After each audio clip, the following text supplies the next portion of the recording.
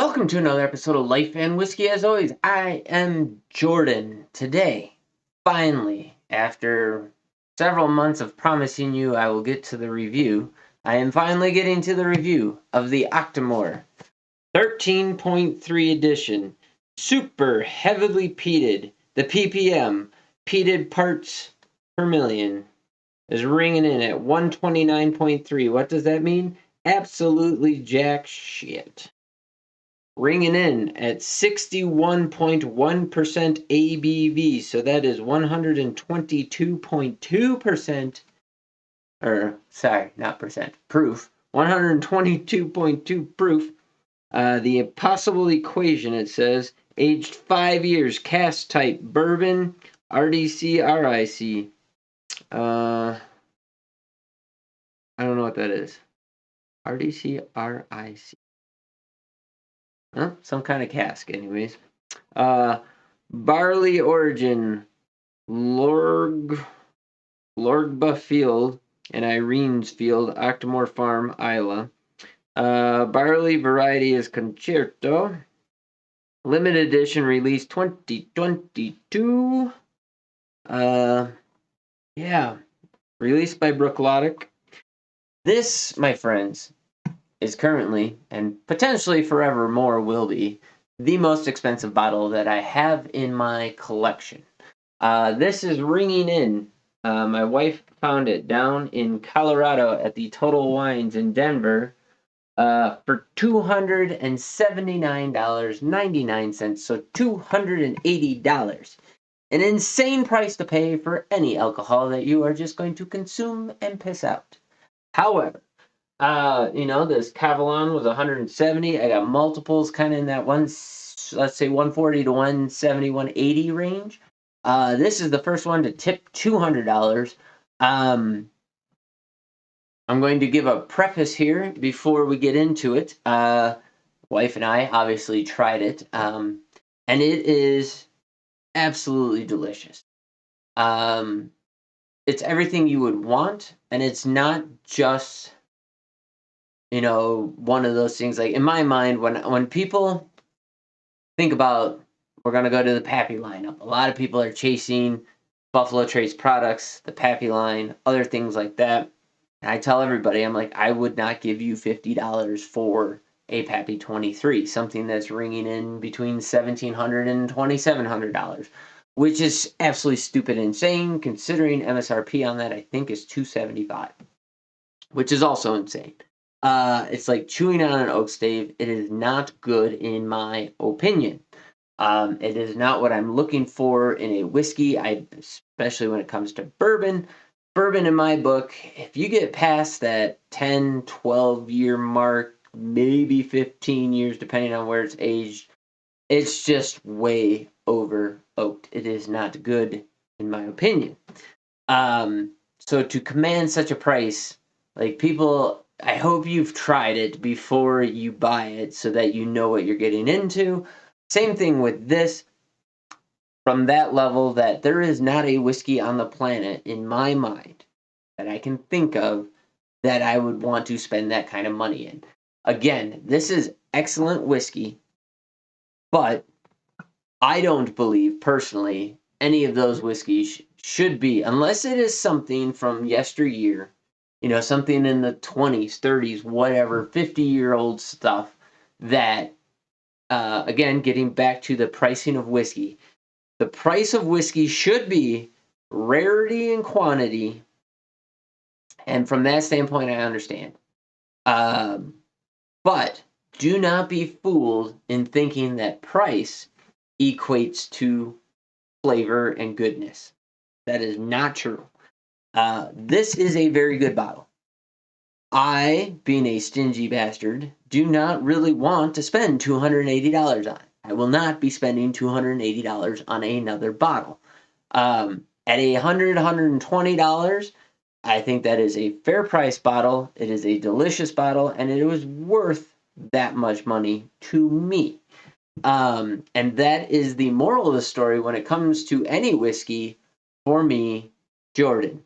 I think that I have been burned by more whiskeys over the $100 mark than any other price point and or category when it comes to whiskey. And I would say bourbon above $100 has probably been the number one thing that has burned me. As far as when I get it, it is not what I'm expecting, and it's not what I personally like or enjoy. So, seemingly, how this is the last bottle I need to review in my collection that has not been reviewed yet, I'm going to make this statement. Definitely cutting down on whiskey purchases because I have a boatload of whiskey that needs to be drank. And so I'm probably not going to be making a ton of videos going forward, but when I do, I'm going to do a bunch more comparisons and other things like that. But when those are done, that might be kind of the end of this channel. As far as updates go, if I do get new bottles, new and interesting stuff, I'd still have my hit list.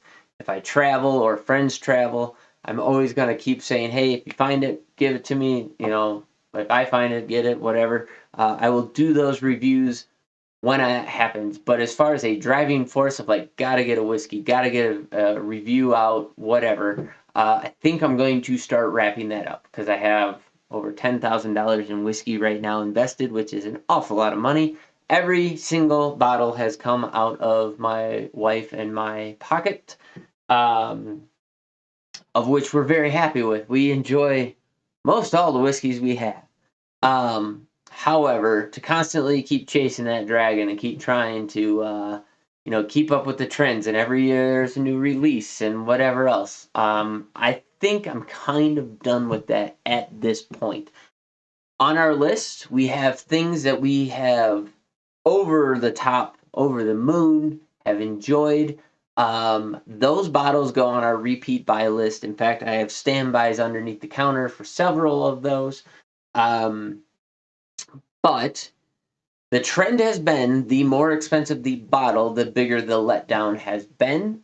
I've said it many, many times. For us personally, there are hundreds, literally, at this point, of bottles under $80. I'd say under $60 even, but certainly under $80 in the categories we prefer that are far 100% out hitting bottles that are above the $100 mark. Now, having said that, most of the bottles in my collection are not the fancy, hard to obtain, expensive bottles, limited allocations and stuff like that that you get from a lot of other whiskey reviewers. Mainly because number one, I've kind of been burned, and so I'm scared to throw that kind of cash out. But number two, I just can't get them here in Wyoming. Most allocated stuff I cannot get. In fact, most brand names I cannot get here. So, from that standpoint, it makes it more difficult to try and keep up with that kind of stuff, anyways. And that means that I need to go to other states, and oftentimes it just becomes a lot more of a hassle. And so, with that, we're going to start winding things down and start settling into just enjoying the whiskey that my wife and I enjoy. I may, bring friends and maybe my wife or somebody else onto camera with me, and we might just sit here and BS about something. We might pick a subject or a bottle or a distillery or an experience or something and just sit here and have conversation. We'll see if you guys like that. That might be a direction we head with the channel going forward. But as far as like trying to get 2 videos out a week, trying to keep up with bottles and all that stuff, I think I'm kind of slowing down on that. I'm going to kind of end it. I know I've said that in the past, but I think this time we're kind of at a point where that makes the most sense. So we're going to do that going forward. But getting back into the Octomore, the highly anticipated, a very expensive bottle, in my opinion, from my standpoint. It's a lot of money to shell out. But the experience my wife and I had with it, very, very good. There were no faults with it. So we're going to get into this, see if that still holds true. Like I said, to me, a good whiskey, in my opinion, and again, it comes down to availability and like how many bottles there are. And like as a person who tried to open a distillery, like I totally understand, you know, limited quantities, and after aging stuff for so long, angel share takes over, and add to that just barrels breaking in warehouses and all the different things that can happen to whiskey over the years as it's aging, and why at the end of a certain time frame you just literally don't have as much whiskey as you started with, and how that factors into availability and pricing. I totally get it. And I'm not faulting anybody for it. I'm just saying, for me personally, being able to spend that kind of money on stuff, just, it doesn't make any sense. But I mean, Octomore, you guys are hitting it out of the park. This is a gorgeous bottle. Good looking whiskey. Again, $280 for a 5-year-old whiskey. Okay? That is an insane statement unto itself. 5 years old is a super young whiskey. They're making some bank here. However, you know, that's okay. I can smell the smoke from here. I totally dig it. Is there anything else that you need to know about this? Not at the moment. No. It's just coming out of the glass. So, my memory of this was light, fruity, and the smoke came through as a pleasant accent for as much, ppm as they talk about. This is not the smokiest or peatiest whiskey as far as presentation goes that I've ever had. Same with the Port Charlotte. Heavily peated. In fact, do I got the bottle here? Just for comparison, I finished this. So this is ringing in at 100 proof. That's 122.2 proof. I think one of the things with this was the ppm. Let me see if I can find it on here. This is 10 years old. Octomore is 5 years old, so half the age, 3 times the price. But I thought one of the deals here was ppm. Let me see if it's on the bottle real quick, because I feel like that was one of the deals with this Port Charlotte, was everybody was all about the ppm.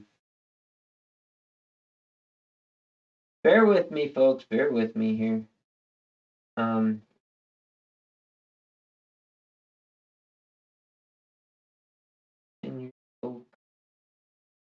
By golly. Not on the bottle. But that, it says heavily peated for the Port Charlotte. I remember it being a thing. ppm, I don't know. It's not something to really wrap your head around too much. Now, okay, I just smelled it.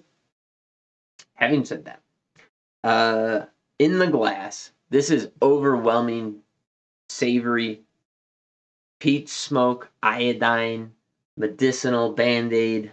The peat smoke is a savory, hefty, meaty smoke, kind of like a Lefroy, mixed with a sharp, almost spearmint in the back of my nasal cavity, in my right here, like not retronasal, but right here. It's like a spearmint medicinal iodine,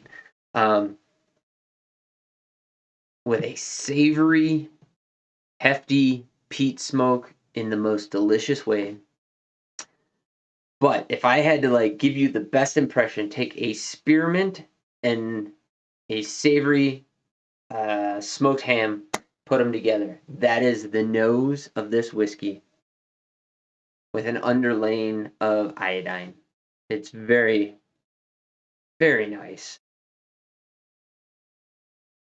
There's almost a fruit quality tucked in the back, a sharp pear, apricot, some kind of light fruit. It's like the fruit mixes with the iodine, so you kind of get this weird sharpness to it. And again, this is only 5 years old. So you expect the flavor profile to be kind of spiky, sharp, especially coming from Scotland, where things take much longer to age to round out that flavor profile and smooth it off. 5 years is not very long. There's not. That was very spearmint. That was like Wrigley's in my nose. Um,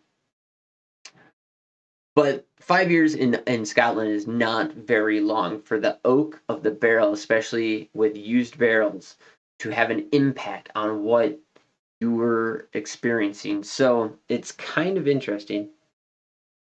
But yeah, I would say even in the nose, all of the notes are very spiky and sharp, which I actually appreciate at the moment. Okay, going in on the sip, first sip. Ooh, man. Okay, that's going to take a couple of sips. So, proof is start to finish, but in the back of your throat, it's not a burn. It's just kind of retronasal ethanol, like hitting you, letting you know that it's there.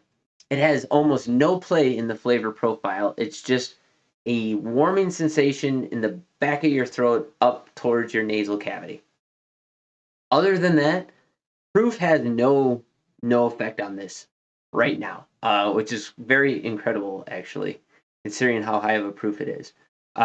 Number two, it was savory, meaty, smoked ham mixed with almost a milk chocolate rather than a dark chocolate, fruit, a nice light apricot, but then there's all these sugary sweet notes that were in there. Like you could convince me there was a butterscotch, there was and a really flavor forward honey in there. Um,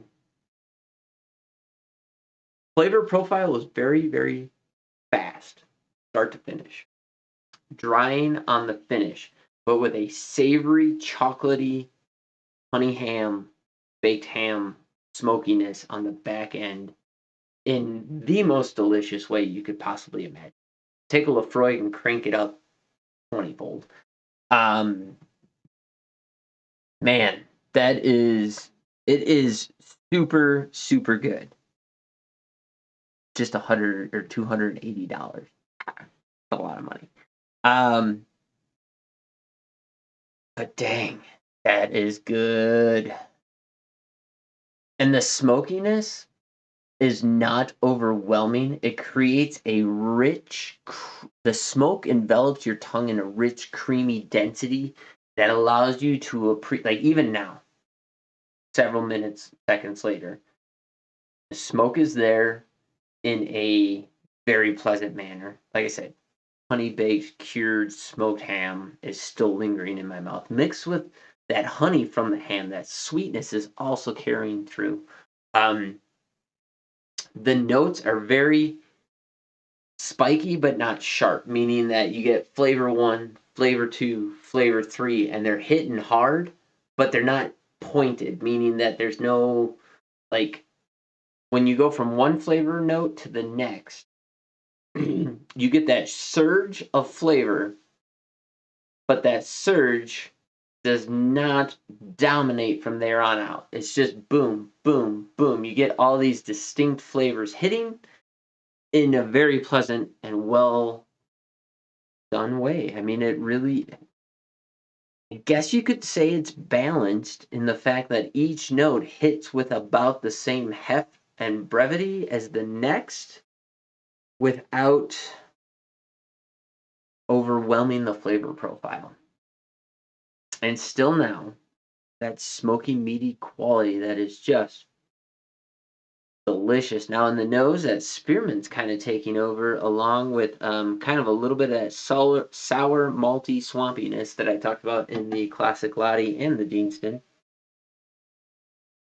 And now, really get my nose in there again. 122 proof, and I'm sticking my nose way in here. That alcohol is not really dominating burning, but there is a butterscotch sweetness, that swampy peatiness in there. The smoke is gone. So again, if you know my um, reviews at all, if you've been with the channel for a while, you'll know that really by second or third sip, I'm so acclimated to smoke that fast, that quick, that most of the time that only hits in the first experience, and then after that, it's everything else that's in the whiskey. All those sweet notes, the middle palate stuff really starts to shine for me. And in the nose, that's what I'm getting. Like the peaty smokiness is gone, but the peaty swampiness, the earth peat is really starting to come out, along with the malt and the sweetness. Okay, I mean, I know I'm going gaga over this. It is an amazing experience. It is a great whiskey, especially for 5 years old. However, $280 it's an insane price to pay. Considering you only get 750 milliliters. But by God, has a little bit of that walking into my uncle's dairy barn and smelling the dip rag, the iodine, along with that pungent, I always say this and I know it ruins it for a lot of people, but that pungent summer green manure smell. The ammonia from that, like that mixes with that iodine, but in a pleasant way for me. I know that's a bad descriptor for a lot of people. If they've never had the experience or have an affinity for that, then they don't know what I'm talking about. But, or at least find it off-putting. I do not. But yeah, that's like dairy barn all the way. Okay, going back in. Savory, sweet, like the perfect level of smoke mixed with sweetness, start to finish. The forward half, the beginning of the flavor profile is like a creamy envelopment of your tongue, and then it quickly, the ethanol goes to work, dries out the tongue, makes it a drier finish with an oak impact that is very, very well done. Because it's not bitter, it's not tannic, it's not bad. You got a little bit of sour, like sour, fresh oak wood, kind of like a red oak. If you've ever cut down a red oak tree, and when it's wet wood, and the sap's dripping out, and kind of get that sourness of that red oak. Black oak's kind of similar as well. I get that in the flavor profile, like that. The smell of that is what I'm tasting. But just a very well balanced sweet. Get that smoke that's just lingering. But that mid palate's just like creamy sweetness. You get a bunch of fruits, a bunch of sugary sweet, like I said, butterscotch, honey, vanilla, light fruit, that apricot. Trying to think of what other fruit would kind of running thin on descriptors in there, but there's a fruity floralness in there that's really nice. That works in conjunction with how the smoke impact is hitting.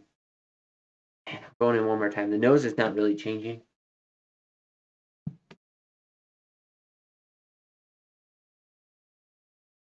Yeah. Malt, wheat, both sweet with a sour, pungent back end to it. Man. All right. It's good. It's really good. But in the Jordan value of whiskey, I think the top end of whiskey is like $150. That is an expensive bottle for, again, something that you're just going to drink and piss out. In a world of unlimited, in very, not unlimited, in very limited resources, that's ever more so becoming expensive, difficult to maneuver. $280 is an insane price to pay. This would live in that 150, 160 tier. It definitely beats out any other whiskey that I've paid that amount of money for. This is definitely way up there. Having said that, at Colonel E.H. Taylor small batch, I'm constantly finding for $140, $150.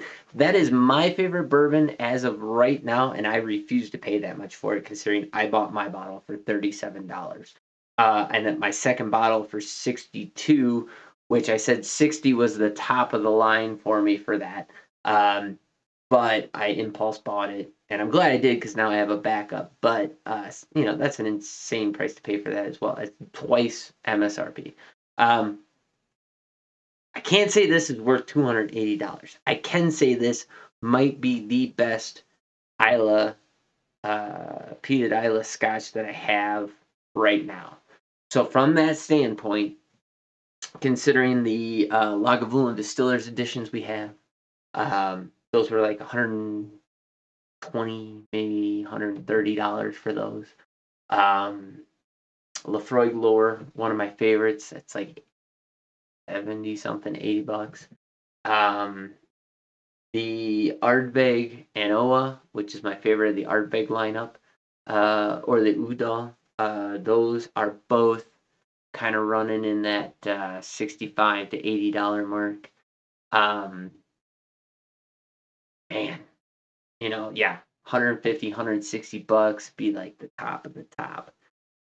That's what I'd be more than happy to pay and have a second bottle on hand. I guess that's how I look at it. Like, what would I pay in order to have a second bottle on hand of that whiskey because I like it so much? That's where I'm at with this. $280, although reasonable in the big scope of things as far as it's limited, there's not that much of it, yada, yada, yada. For something you're consuming, that just seems like a lot. So not worth it, but totally worth it, if you know what I mean. So go ahead, drop in the comments down below. You can find a bottle of any Octomore in your area. Let me know what it's costing you. If you can find the 13.3, I'd be curious. Again, this is 2022 editions. I have nothing from 2023. This is the first actual bottle of Octomore I've been able to get my hands on. So thank you to my wife for that. And, if you've had it, what's your experience with it? I know each, there's 0.1, 0.2, 0.3, so 3 releases each year. I know there are, those releases change. Like, they're not trying to hit the same flavor profile or anything like that. So let me know what your experience with any Octomore is, or if you've had 13.3 specifically, let me know what that is. Again, for 5 years, it's stupid expensive, but also stupid good. Like, it's done very, very well. There are no faults other than I'm stingy and I don't want to pay $280 for any whiskey ever again. But I'm curious what you have to say. Drop it in the comments down below. As always, anything else you got to say? Love to hear it. Thanks for watching. You guys have yourselves a great day. That will do it for our Scotch lineup here. So this is video 3. Video number 4 is going to be our head-to-head comparison of these Rebels. Stay tuned for that. That'll be the next video coming up in the lineup. And as always, you guys have yourselves a great day, and we'll catch you in the next video.